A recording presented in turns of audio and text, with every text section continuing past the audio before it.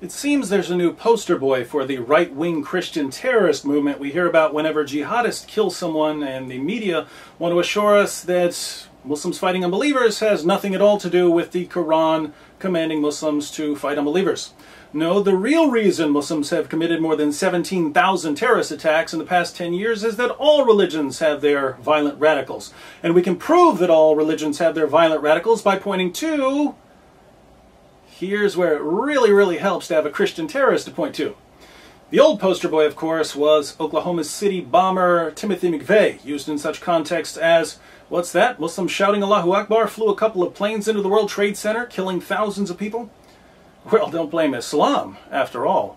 You wouldn't blame Christianity for the Oklahoma City bombing, would you? But that doesn't mean the whole Muslim religion should be indicted. That is my complaint. I mean, McVeigh probably was a Christian, and he bombed the Oklahoma federal building. But does that mean that a Christian church can't be built near there and Christianity is blamed? No, I don't like that broad brush. Ron Paul has a point there. We don't blame Christianity for the Oklahoma City bombing. Are we being inconsistent? No, Timothy McVeigh was an agnostic, not a Christian. He was raised as a Catholic, but he became an agnostic. He said that science was his religion. Now, since he didn't believe in the Bible, it would be kind of weird to blame the Bible for his actions. But we don't blame agnosticism either. Double standards? No, agnosticism had nothing to do with McVeigh's decision to blow up the Alfred P. Murrah building. There's no agnosticism handbook commanding agnostics to kill in the name of agnosticism. There's no international pattern of agnostics committing acts of terrorism while quoting the same agnostic scriptures, screaming Agnostu Akbar. If an agnostic's going to kill because of an ideology, he needs agnosticism plus something else. So Timothy McVeigh has never been a good example of the fabled right-wing Christian terrorist, just as he's never been a good example of the fabled right-wing leprechaun. But the world still needed someone to keep the all religions are equally likely to incite violence myth going, and McVeigh was typecast in a role he never intended to play. Things have changed, however. The 32-year-old sociopathic Ken doll, Anders Behring Breivik, does claim to be a Christian, and he even calls for a modern Christian crusade against political correctness, Marxism, and Islam. Surely, if anyone's going to take our attention off the more than 17,000 Islamic terrorist attacks we've seen over the past decade, it's this guy.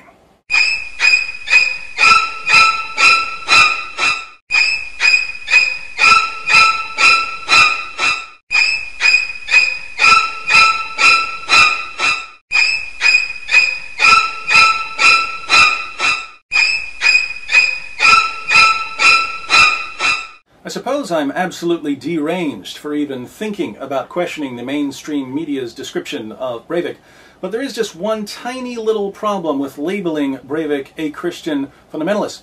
He left us with a 1,500-page manifesto explaining exactly what he believes, and Christian fundamentalist, I assure you, he ain't.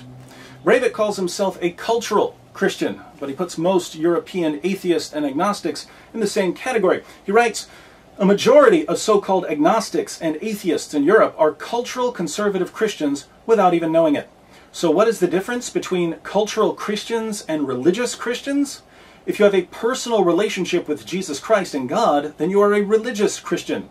Myself and many more like me do not necessarily have a personal relationship with Jesus Christ and God. We do, however, believe in Christianity as a cultural, social identity and moral platform. This makes us Christian." Believing in Christianity as part of your cultural identity is what makes you a Christian. Well, how much Christianity do you need in your culture if you want to be counted among the Christians? Breivik tells us, you don't need to have a personal relationship with God or Jesus to fight for our Christian cultural heritage.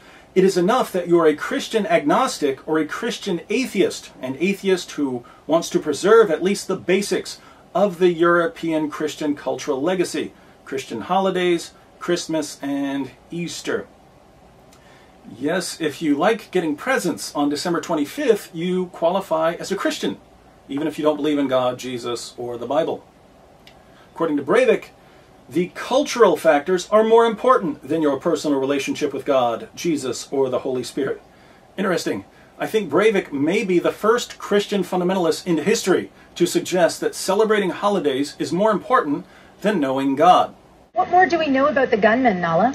Well, we know that he is 32 years old, and we know that he lived with his mother. And apparently, according to some of the websites that he maintained, including a Facebook site, he had some pretty Christian fundamentalist views. Let's take a look at his Christian testimony. Regarding my personal relationship with God, I guess I'm not an excessively religious man. I am first and foremost a man of logic. However, I am a supporter of a monocultural Christian Europe. What? Preach on, Brother Breivik! Dying to hear more? I'm not going to pretend I'm a very religious person, as that would be a lie. I've always been very pragmatic and influenced by my secular surroundings and environment.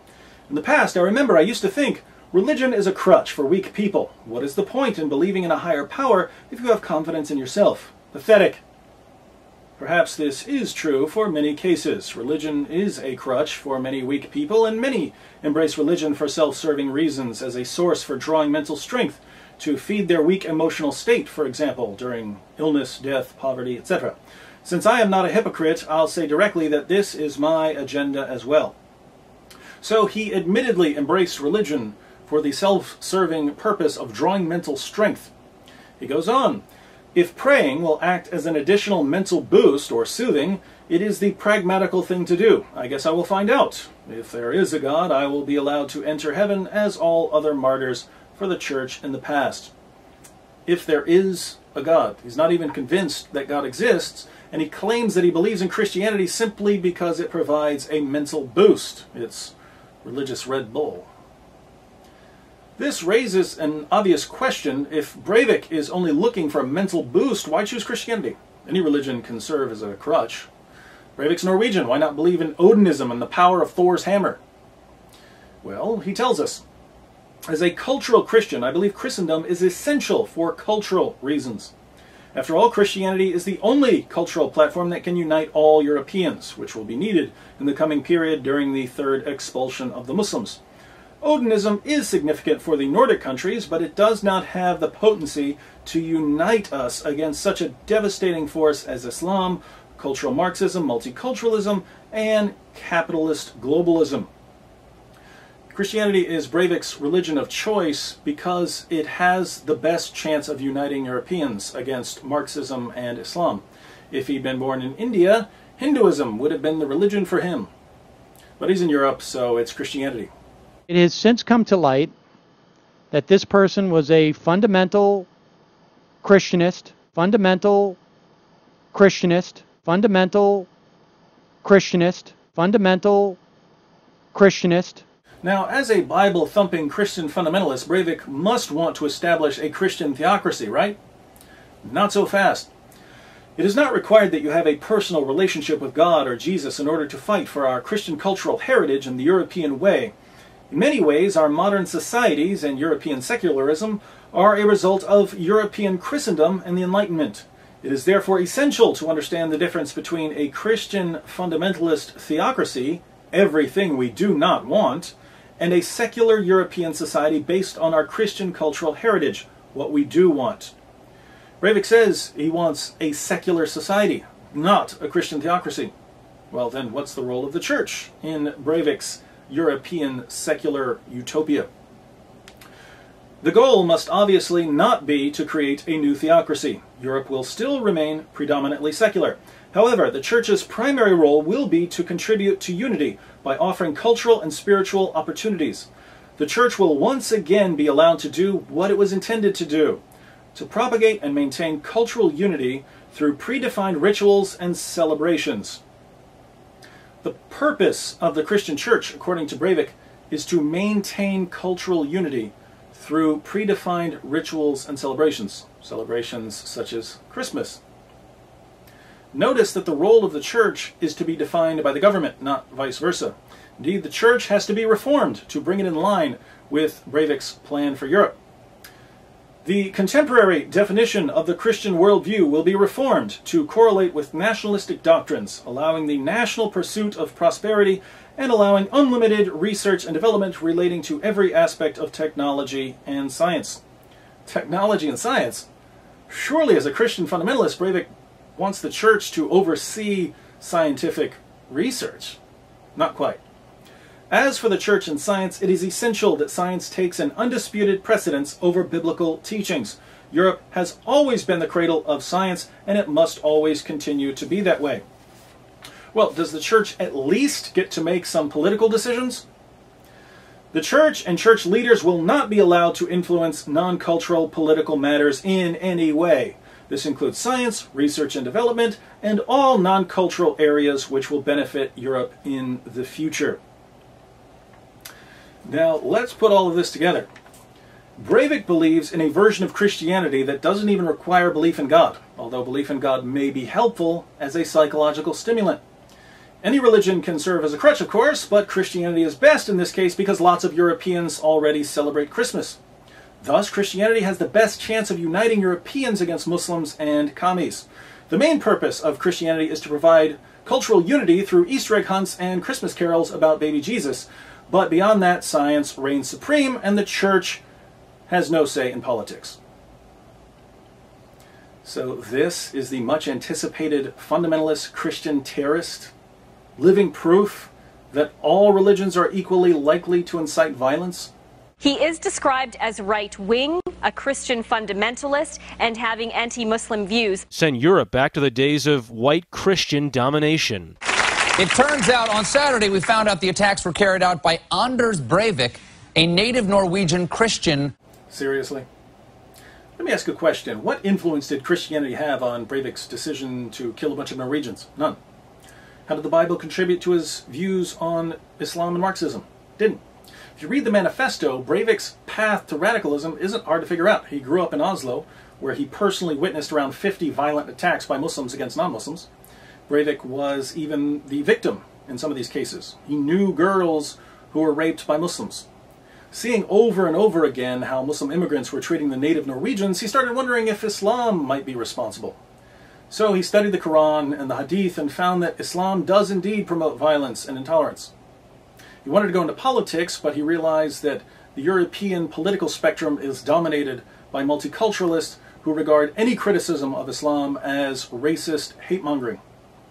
He also concluded that dialogue and debate are pointless because if you question Islam, the media will simply label you a Nazi and be done with you. Without any peaceful avenues available to him, Breivik saw his only options as do nothing or do something drastic. He decided on a by any means necessary approach, meaning he would do anything up to and including dropping a nuclear bomb on a European city if it would help stop the Muslim colonization of Europe.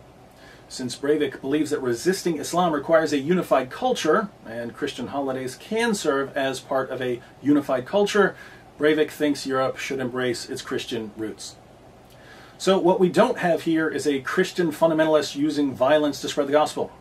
Breivik is a person who hates Islam and Marxism and who's willing to use any tool that will help him rescue Europe from what he regards as cultural suicide. If Christianity will help, he'll be a Christian. If violence will help, he'll slaughter dozens of teenagers. That's the message you get from Breivik's manifesto. You also learn that Breivik is an egomaniac, a sociopath, and a total loser who can't stay away from steroids or prostitutes, and who spends entirely too much time playing video games and photoshopping pictures of himself. But is he a Christian? Well, if we define Christian as someone who has a relationship with God through Jesus Christ, Breivik admits he's not a Christian. We could define Christian as someone who follows the teachings of Christianity, but Breivik doesn't qualify here either. The Bible commands Christians to love our neighbors, to love our enemies, to pray for those who persecute us, to be at peace with all men, to do everything in love, and to honor all people. If you're walking around shooting teenagers, I'd say it's pretty obvious you're not following the teachings of Christianity. In order to classify Breivik as a Christian, we'd have to define Christian as someone who's raised in a culture that's been influenced by Christianity and wants to see that culture continue. And this is the only kind of Christian Breivik claims to be. Now, obviously, it's extremely misleading to call this guy a Christian fundamentalist because the phrase Christian fundamentalist already carries a certain meaning. If you really want to apply the term Christian to Breivik, and many people do, but you want to be careful and accurate, many people don't, I'd suggest the phrase cultural Christian secularist. And if you'd like to add fundamentalist, cultural Christian secularist? Fair enough. So does the recent Norwegian terrorist attack by a lone fundamentalist cultural Christian secularist help balance out the more than 17,000 terrorist attacks committed by Muslims in the past 10 years? Not by a long shot. You could say it proves that not all terrorists are Muslims, but we already knew that.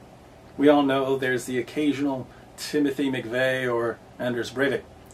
The actual claim being made by critics of Islam is that since the Quran commands Muslims to fight unbelievers, and since jihad is a religious duty for Muslims, Islam is much more likely to lead to violence than any other religious system. And like it or not, a lone terrorist attack by a non-Muslim sociopath in the face of 17,000 terrorist attacks by Muslims does nothing to refute this claim.